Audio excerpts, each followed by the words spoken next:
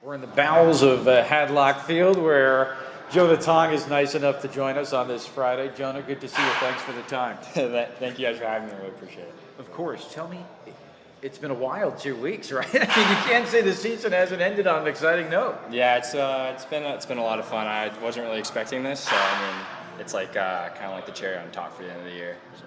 Well, take me through, not that you're in the reflective point of the year yet with a couple of days to go, but that first start, the 6 no-hit frames, what does it mean to you to be able to start your AA career that way? I mean, it's pretty special. I honestly, it's pretty easy to say I wasn't expecting that, but like I knew if I went in with some confidence and didn't really overcomplicate things, there were going to be some good results, and I was really happy with how it turned out.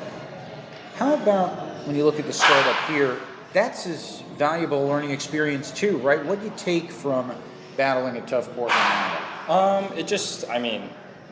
They're a good hitting club, right? Yeah. So there's a reason why they're here, and that's the beauty of baseball. Is sometimes you're going to be the hammer, and sometimes you're going to be the nail.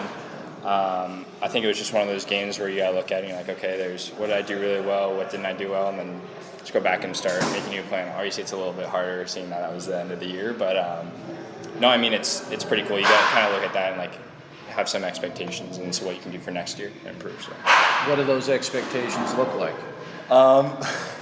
Just doing a better job overall of just execution. I mean, like 4 walks, it's a lot, but yeah, just doing a better job of execution and sticking to the plan. And I mean, I have no doubt in my ability or anybody's ability for that matter.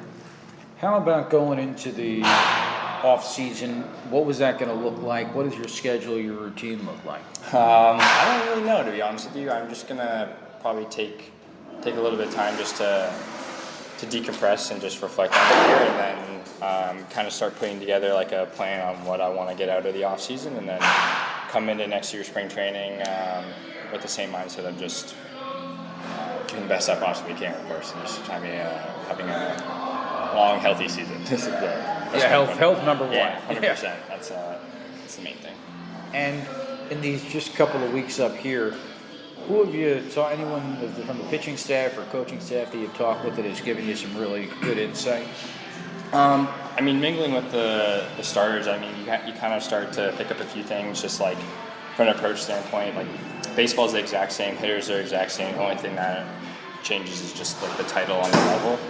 I mean, there's gonna be days where you're gonna dominate, and there's days that you're gonna not. And I think being able to just like reflect with a good group of guys is honestly kind of refreshing. And then I've said this all the time, but like getting to work with AJ has been something really special for me, and I know that's something I was really looking forward to. Even last year in spring training, just kind of picking his brain, because everywhere you go, they talk about how he's the man, and a lot of learning happens here. So I was really excited to do that. So. At 21, you seem mature beyond your age. Where does that come from?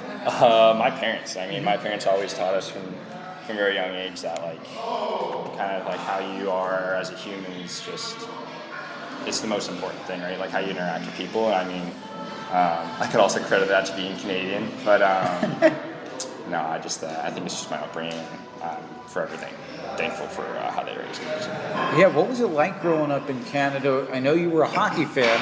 Were you a Blue Jays fan? So I just became a hockey fan after going to a game with my girlfriend last year. I'm like, wow, this is a pretty cool sport. I was not a hockey guy. Going into grade 9, I think I was 4'8", if I can remember, so I was really tiny. But I actually was a Braves fan growing up, which as bad as that is to say. I just really liked Mike Soroka for a long time, especially during his rookie years, I think in 19, I'm not sure exactly. But it's cool to watch them. But yeah, I went to a few Jays games from my time, and every time I went, they lost. So I just kind of thought of myself as a jinx, so I stopped. That's funny that you grew up a Braves fan and then you did the prep year in Georgia. You ever get to that stadium? Yeah, so we had an all-star game for our high school league, and that was pretty cool. Like I kind of stepped foot, I'm like, oh, this is my first like big league stadium I've ever been in, and it was kind of cool to me. Like seeing that was a team I was rooting for growing up, but yeah, it was really cool.